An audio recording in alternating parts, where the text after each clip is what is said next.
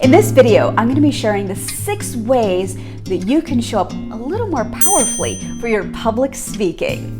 Of course, we're living in a pandemic world and all you're seeing basically is from here up, right? So we are thinking, what is it that I could possibly do to show up like the team leader? Or what could I do to show up and influence or attract the opportunities that I want? Well, number 1, jewelry. Easy peasy. This is a really great way to be able to show your personality and inject some of that into what you're seeing from here up. I chose these gold earrings today. I like that they're nice and conservative, but they still add a touch of personality because Number 2 is funky eyeglasses.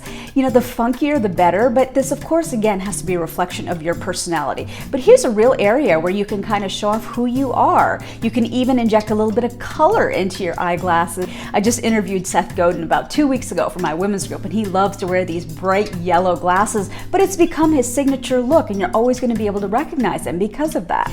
Number 3 is to use color. I know that I'm a New Yorker, so I tend to default to my black, but I'm really starting to be more conscious and be more intentional about putting color and thinking about it when I show up for my calls.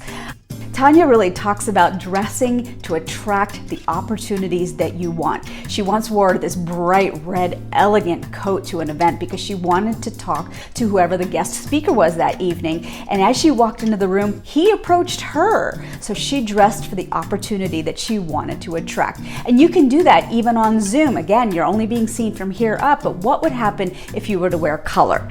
Now, number 4, and this is an interesting one, is that if you can think about you as a leader, it's easy to show up in the hoodie, it's easy to show up in like the wool sweater, but as a leader, could you wear something like a sweater cardigan? It's not necessarily got the hard edges that a jacket does, but it still suggests that you are an authority figure.